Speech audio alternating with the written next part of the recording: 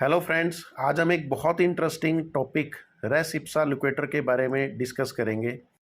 ये एक ऐसी मैक्सिम है या ऐसी टर्म है जो सीपीए में अधिकतर मेडिकल नेग्लिजेंस के केसेस में लगती है। इस वीडियो में हम डिस्कस करेंगे कि रेस इप्सा का मतलब क्या है, क्या उसकी हिस्ट्री है, क्या उसकी सिग्निफिकेंस है, डिफेंडेंट को क्या क्या उसमें रोल रहता है या कैसे उसको फाइट करना चाहिए, और कंप्लेनेंट को क्या क्या प्रूव करना पड़ता है, हम कैसे इससे बच सकते हैं। इन सब चीज़ों के बारे में डिटेल में एक एक करके हम डिस्कस करते हैं। सबसे पहले इसका मतलब क्या है। यह बेसिकली एक लैटिन टर्म है जिसका मतलब है चीज़ें खुद बोल रही है। Thing speaks of itself. ये एक लीगल प्रिंसिपल है टोर्ट में जो सर्कमस्टांशियल एविडेंस पे बेस्ड है। मतलब उस टाइम जो चीज़ें थी उसके अनुसार ऐसा हो सकता है। ये मानता है कि जो भी एक्सीडेंट हुआ वो बिना नेग्लिजेंस के नहीं हो सकता था। फॉर एग्ज़ाम्पल, अगर आपके हॉस्पिटल की लिफ्ट में कोई बंदा खड़ा है और वो लिफ्ट गिर जाती है एकदम से, तो ये बेसिकली आपके हॉस्पिटल का मैटर है। जो लिफ्ट है वो आपके अंडर में है। लिफ्ट की आपने प्रॉपर मेंटेनेंस कराई है नहीं कराई, क्योंकि अब वो आपके अधिकार क्षेत्र में है, तो वहाँ पे ये रेसिप्सा लग सकता है। या दूसरा एग्जांपल, मैं मेरे पड़ोसी के घर के पास से जा रहा हूँ, अब वहाँ पे एकदम से फ्रिज आके मेरे ऊपर गिरता है। अब क्योंकि फ्रिज जो है पड़ोसी ने कहाँ रखा कहाँ नहीं रखा मुझे नहीं पता था, लेकिन मैं वहाँ से जा रहा हूँ और अब वो फ्रिज आके मेरे ऊपर गिरा, तो यहाँ पे रेसिप्सा लगता है कि चीज़ें खुद बोलती हैं। अगर उसने फ्रिज को प्रॉपर तरीके से रखा होता तो चांसेस बहुत कम होते कि रेसिप्सा मैं प्रूव कर पाता। तो चीज़ें खुद बोल रही है, सर्कमस्टांशियल एविडेंस है ये। मैं प्रूव नहीं कर सकता कि फ्रिज कैसे गिरा, वहाँ उसने क्या गलती की। तो जिन चीज़ों में ये सिंपल प्रूव होता है, इनिशियली अगर हम बात करें तो जो कोर्ट मानता है रेसिप्सा, जो मेन जो चीज़ें खुद इजीली प्रूव हो जाती है, जैसे स्पंज पेशेंट की बॉडी में रह गया, अब वो खुद बोल रहा है कि कहीं ना कहीं नेग्लिजेंस हुई है जिसके कारण स्पंज रहा है। इंस्ट्रूमेंट कोई बॉडी में रह गया, आपने राइट साइड लिम्ब का ऑपरेट करना था, आपने लेफ़्ट साइड लिम्ब का ऑपरेट कर दिया, या दूसरी तरफ का आपने हर्निया ऑपरेट कर दिया, तो ये चीज़ें खुद बोल रही है कि यहाँ नेग्लिजेंस हुई है। तो ये बड़ा ईज़िली इस तरीके से प्रूव हो सकता है कि ये रेस इप्सा लिक्वेटर में आता है। हिस्ट्री अगर हम रेस की बात करें तो रेस इप्सा की जो हिस्ट्री है, इनिशियली रोमन लॉ में टर्म यूज़ होती थी, इसको इंग्लिश लॉ में यूज़ हुआ। ये एक केस था जो 1863 में हुआ। यहाँ पे बेयर हाउस में बेसिकली एक बंदा जा रहा था, तो जब जा रहा था तो उसके ऊपर आटे की बैरल उसके ऊपर गिरे, जो विंडो से बाहर आके उसके गिरे और उसने इंजर कर दिया। तो यहाँ पे इन्होंने ये माना कि अगर वो प्रॉपर तरीके से रखे जाते तो बहुत कम चांसेस होता कि वो प्रॉब्लमेटिक था। या अगर आपने बोर्ड लगाया होता कि ये डेंजरस एरिया है, यहाँ से थोड़ा दूर रहो, तो हो सकता है कि ये रेसिप्सा ना लगता, क्योंकि वो जानते हुए फिर उस एरिया में घुसा है, डेंजर एरिया में। जैसे कई बार आपने देखा होगा इलेक्ट्रिसिटी बोर्ड लगे होते हैं, वहाँ पे लिखा होता है डेंजर एरिया। अगर आप वहाँ नहीं लिख रहे डेंजर एरिया और कोई भी जाके उसको टच करता है, अब उसको शॉक लगता है और वो उसको कोई भी प्रॉब्लम होती है, कोई कॉम्प्लिकेशन होती है, क्योंकि आपने सिग्नल लिखा हुआ था तो वो उसमें नहीं आएगा। लेकिन अगर आपने डेंजर एरिया नहीं लिखा हुआ और अब कोई प्रॉब्लम होती है तो वो रेसिप्सा में आएगा, अगर वो आपका एरिया है। आजकल मैक्सिमम कंज्यूमर प्रोटेक्शन एक्ट में इस टर्म का यूज़ होता है। कंप्लेनेंट को क्या प्रूव करना चाहिए जब वो रेप्स लगाता है। रेसिप्सा जब भी वो लगवाता है उसको 3-4 चीज़ें प्रूव करनी पड़ती है।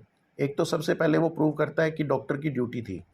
मैं डॉक्टर के पास गया इलाज करवाने, मैंने स्लिप कटवाई या मैंने ट्रीटमेंट के पैसे दिए। ईज़िली तरीके से वो ये प्रूव कर देता है कि डॉक्टर की ड्यूटी थी, मैं इलाज के लिए वहाँ गया।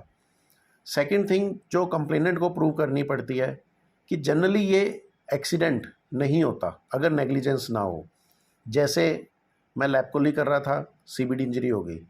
अब कंप्लेनेंट उसको यह मानता है कि अगर रूटीन में सीबीडी इंजरी नहीं होती, डॉक्टर ने कहीं ना कहीं नेग्लिजेंस किया जिसके कारण सीबीडी इंजरी हुई। आगे डॉक्टर को क्या प्रूव करना है वो हम नेक्स्ट स्लाइड में डिस्कस करते हैं।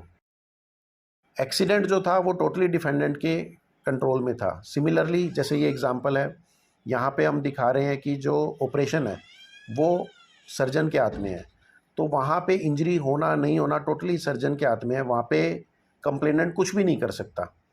कंप्लेनेंट ने इंस्ट्रक्शन नहीं मानी, आप प्रूव कर सकते हो कि रेस्ट नहीं लगेगा, लेकिन यहाँ पे वो एनेस्थीसिया में है, पेशेंट कुछ भी नहीं कर रहा, टोटली कंडीशन जो है वो सर्जन के कंट्रोल में है, तो वो इसको कंप्लेनेंट को यह चीज़ भी प्रूव करनी पड़ेगी।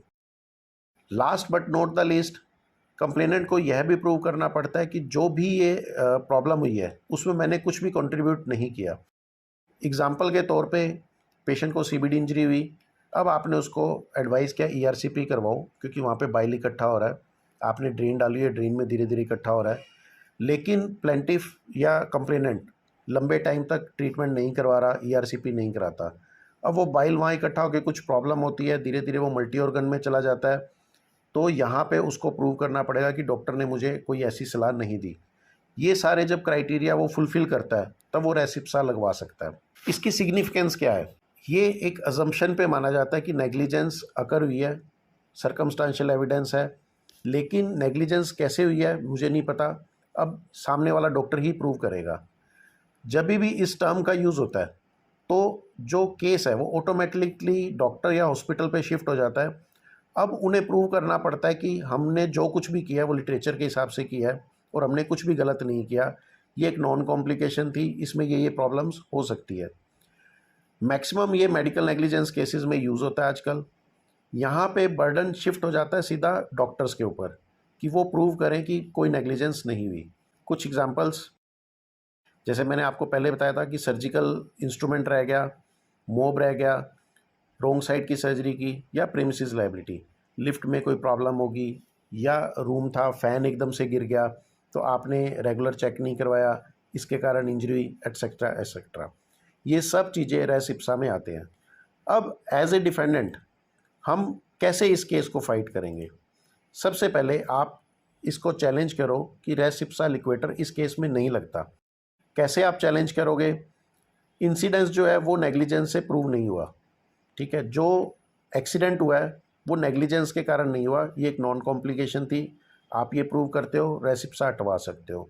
जो एक्सक्लूसिव कंट्रोल जैसे ये बता रहे हैं कि ये प्रूव होता है, करना पड़ता है कि ये डॉक्टर के कंट्रोल में था, ओटी वाली चीज़ें तो आप नहीं प्रूव कर सकते, लेकिन जैसे कई बार आपने पेशेंट को बोला, आपने हर्निया सर्जरी की, आपने कहा भार नहीं उठाना, अब पेशेंट दूसरे या तीसरे दिन वर्क पे लग गया, तो आप ये प्रूव करते हो कि भाई मैंने इसको रेस्ट का एडवाइस किया था, इसने नहीं माना, तो यहाँ पे कुछ ना कुछ कॉन्ट्रीब्यूटरी नेग्लिजेंस या कुछ कंट्रोल मेरे हाथ में नहीं, पेशेंट के हाथ में था, या कुछ कंट्रोल ऑलरेडी नेचर के हाथ में था, जैसे डायबिटिक पेशेंट था, इन्फेक्शन हो गया, या आप प्रूव करते हो कॉन्ट्रीब्यूटरी नेग्लिजेंस। तो इन सब चीज़ों से आप इसकी एप्लीकेबिलिटी को चैलेंज कर सकते हो। आपने प्रॉपर केयर की है, कोई आपने केयर में नेग्लिजेंस नहीं छोड़ी है, आप अपनी डिग्री दिखाएं, आप ये प्रूव करें मैंने जो भी ट्रीटमेंट किया है वो स्टैंडर्ड के हिसाब से किया है, जो मेडिकल नॉर्म्स हैं, वेरियस सोसाइटीज़ हैं, उन सोसाइटीज़ के अकॉर्डिंगली हमने एक्ट किया है, जो उनकी गाइडलाइंस है उसके अकॉर्डिंगली एक्ट किया है। यहाँ पे आप अपने जो रिकॉर्ड्स हैं वो भी प्रेजेंट कर सकते हो कि ये जो मैंने ट्रीटमेंट किया इसके अकॉर्डिंगली किया, यहाँ पे मैंने कुछ भी गलत नहीं किया। आइडेंटिफाई द अल्टरनेट कोज, जैसे थर्ड पार्टी रिस्पॉन्सिबिलिटी, जैसे लिफ्ट की अभी बात हुई कि लिफ्ट गिर जाती है, अब आप यहाँ पे प्रूव कर सकते हो कि मैं लिफ्ट की रेगुलर एएमसी करवा रहा हूँ। अब जब आप रेगुलर एएमसी करवा रहे हो तो ये बर्डन शिफ्ट हो जाता है कि आपके ऊपर नहीं है, ये कंपनी वालों के ऊपर है, तो बेसिकली उसको पार्टी बना के आप यहाँ से ईजिली बच सकते हैं। यह एक अनअवॉइडेबल एक्सीडेंट था, अर्थक्वेक हुआ, भूकंप आया, अब ये प्रॉब्लम हुई, तो आप इजीली प्रूव कर सकते हो कि ये आपकी नेग्लिजेंस के कारण नहीं हुई है, ये बल्कि एक प्रॉब्लम हुई जिसके कारण हुई है, इट वाज नेचुरल प्रॉब्लम। आप एक्सपर्ट ओपिनियंस प्रोड्यूस कर सकते हो अपने फेवर में, अपने फ्रेंड्स की या दूसरे किसी एक्सपर्ट की जो नेशनल या इंटरनेशनली रिकॉग्नाइज्ड है कि एक नॉन कॉम्प्लिकेशन है और ऐसा हो सकता है। अगर ऐसा प्रूव करते हैं तो हम रेस इप्सा लिक्वेटर को हटवा सकते हैं। Thank you friends. अधिक से अधिक जानकारी के लिए आप हमारे चैनल के नीचे कमेंट कर सकते हैं या हमारे ईमेल आईडी पे आप अपनी क्वेरीज डाल सकते हैं। इस वीडियो को अधिक से अधिक शेयर और सब्सक्राइब करें ताकि लॉ के वर्ड और उसकी अवेयरनेस हर डॉक्टर को पता हो और वो इजीली अपना काम कर सके। Thank you friends.